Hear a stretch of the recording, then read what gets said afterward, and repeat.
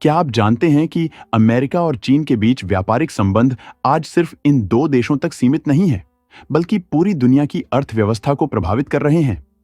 हाल ही में इन दोनों देशों के बीच तनाव और बढ़ गया है। अमेरिका ने चीन की टेक कंपनियों पर नए प्रतिबंध लगाए हैं, ये कहते हुए कि वे उसकी राष्ट्रीय सुरक्षा के लिए खतरा हैं। जवाब में चीन ने गैलियम और जर्मेनियम जैसे जरूरी खनिजों के निर्यात पर रोक लगा दी है, जो सेमीकंडक्टर्स और हाईटेक उपकरण बनाने में काम आते हैं। इस व्यापार युद्ध ने एक बार फिर से पूरी दुनिया का ध्यान अपनी ओर खींचा है। अमेरिका ने एक बार फिर चीन से आयात होने वाले सामान पर भारी टैक्स टैरिफ लगाने की घोषणा की है, जिसे लेकर कई अमेरिकी उद्योग चिंता में हैं। यह तनाव तब से शुरू हुआ जब डोनाल्ड ट्रंप राष्ट्रपति बने और उन्होंने अमेरिका फर्स्ट नीति को अपनाते हुए चीन से आने वाले हजारों उत्पादों पर शुल्क लगा दिए। उस समय ट्रंप का दावा था कि यह कदम अमेरिकी व्यापार घाटे को कम करेगा और घरेलू उद्योगों को प्रोत्साहित करेगा। लेकिन हालिया रिपोर्ट्स से पता चलता है कि यह रणनीति अभी भी अमेरिकी उपभोक्ताओं और उद्योगों पर भारी पड़ रही है।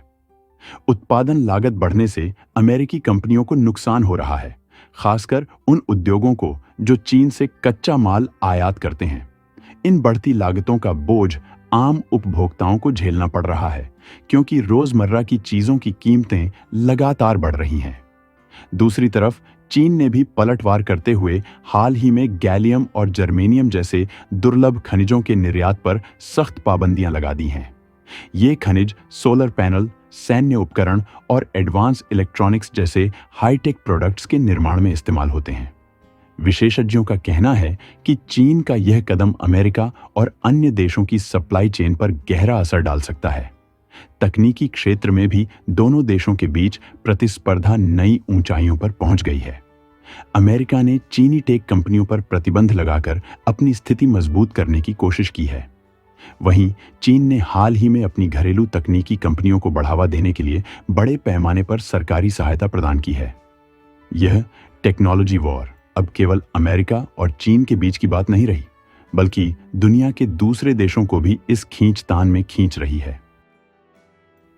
सप्लाई चेन में आई बाधाएं दुनिया भर में उत्पादन प्रक्रियाओं को धीमा कर रही हैं। इससे उपभोक्ताओं और कंपनियों दोनों को भारी मुश्किलों का सामना करना पड़ रहा है। जिन उद्योगों की सप्लाई चेन चीन पर निर्भर थी, वे अब अपनी रणनीतियों को बदलने के लिए मजबूर हो गए हैं। यूरोप और एशिया के कई देश इस संकट से सबक लेते हुए चीन और अमेरिका पर अपनी आर्थिक निर्भरता को कम करने की कोशिश कर रहे हैं। यूरोपीय संघ ने हाल ही में स्ट्रैटेजिक ऑटोनॉमी नामक पहल शुरू की है, जिसका उद्देश्य अपने आर्थिक और तकनीकी संसाधनों को सुदृढ़ करना है। इसके तहत यूरोपीय देश अब एशिया और अफ्रीका के उभरते बाजारों में नए आपूर्ति साझेदारों की तलाश कर रहे हैं।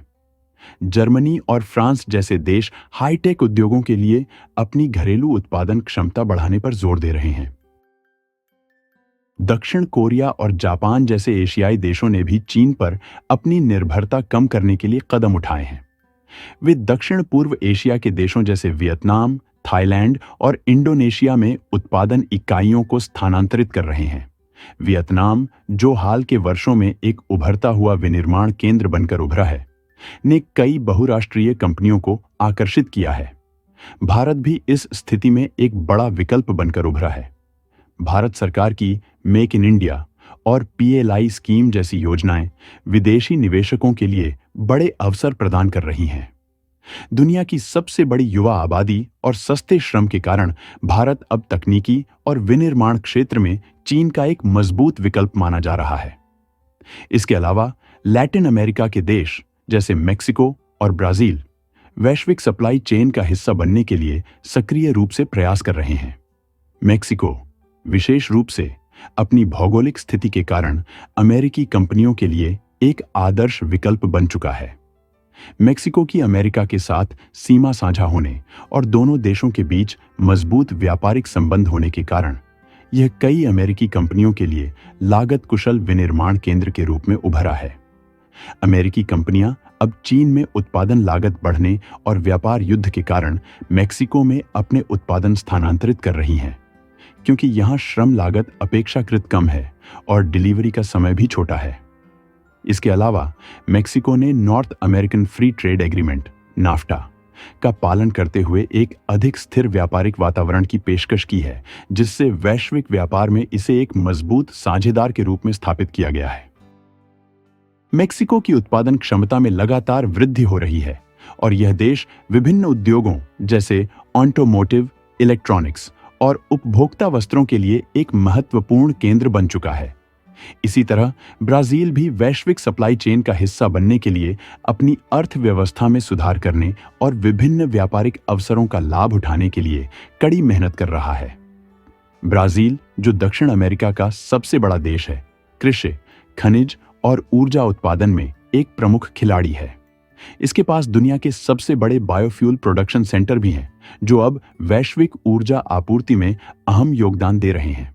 ब्राजील ने पिछले कुछ वर्षों में कई महत्वपूर्ण व्यापारिक और निवेश सुधार किए हैं, जैसे अधिक खुले बाजार, व्यापारिक बाधाओं को घटाना और विदेशी निवेशकों के लिए आकर्षक अवसर प्रदान करना। कृषि उत्पादों जैसे सोया, कॉफी और गन्ने की निर्यात क्षमता के कारण ब्राजील विशेष रूप से खाद्य और कृषि उद्योगों के लिए एक अहम सप्लाई चेन केंद्र बन गया है। इसके अलावा ब्राजील ने नवीकरणीय ऊर्जा और तकनीकी उद्योगों में भी कदम बढ़ाए हैं, ताकि इसे वैश्विक व्यापार के एक प्रमुख स्रोत के रूप में स्थापित किया जा सके। अफ्रीका के देशों ने भी इस मौके का फायदा उठाने के लिए कई पहलें शुरू की हैं। अफ्रीकी देशों के पास प्राकृतिक संसाधनों की भरमार है, जैसे तेल, गैस, खनिज और अन्य धातु, जो वैश्विक सप्लाई चेन का महत्वपूर्ण हिस्सा बन सकते हैं। अफ्रीका का विकासशील बुनियादी ढांचा और बड़ी युवा आबादी अब विदेशी निवेशकों के लिए आकर्षण का केंद्र बन चुकी है। नाइजीरिया, केन्या और दक्षिण अफ्रीका जैसे देशों ने अपने व्यापारिक माहौल को सुधारने के लिए कदम उठाए हैं और व्यापारिक साझेदारों के साथ संबंधों को मजबूत किया है। इसके अलावा अफ्रीका के कुछ देशों ने विशेष आर्थिक क्षेत्रों और औद्योगिक पार्कों की स्थापना की है, जो वैश्विक कंपनियों को सस्ती श्रम लागत और नई तकनीकों के साथ उत्पादन का मौका प्रदान करते हैं। उदाहरण के तौर पर केन्या ने अपनी आईटी और सेवा आधारित उद्योगों को बढ़ावा देने के लिए कई पहलें शुरू की हैं, जिससे यह वैश्विक टेक्नोलॉजी हब के रूप में उभरा है। इस प्रकार लैटिन अमेरिका और अफ्रीका के देशों ने अपनी वैश्विक सप्लाई चेन में भागीदारी बढ़ाने के लिए नई नीतियों और सुधारों को अपनाया है। ये देश अब वैश्विक व्यापार का एक अहम हिस्सा बनने की दिशा में तेजी से आगे बढ़ रहे हैं और भविष्य में इनका आर्थिक प्रभाव बढ़ सकता है। यह स्पष्ट है कि यह संघर्ष केवल व्यापारिक लाभ तक सीमित नहीं है, बल्कि यह वैश्विक शक्ति के संतुलन को बदलने का प्रयास है। अगर अमेरिका और चीन के बीच तनाव लंबे समय तक बना रहता है, तो दुनिया में नए आर्थिक गठजोड़ देखने को मिल सकते हैं। इससे वैश्विक अर्थव्यवस्था के पुनर्गठन का मार्ग प्रशस्त हो सकता है। दुनिया के अन्य देश इस संकट से यह सीख ले रहे हैं कि एक या दो बड़ी ताकतों पर निर्भरता खतरनाक हो सकती है। वैश्विक स्थिरता के लिए जरूरी है कि हर देश अपनी सप्लाई चेन और अर्थव्यवस्था को अधिक विविध और आत्मनिर्भर बनाए। इससे न केवल आर्थिक सुरक्षा बढ़ेगी, बल्कि नई संभावनाओं के लिए भी दरवाजे खुलेंगे। अगर आपको यह जानकारी महत्वपूर्ण लगी हो तो लाइक और सब्सक्राइब जरूर करें, ताकि आप हमारे आने वाले सभी अपडेट्स से जुड़े रहें। धन्यवाद।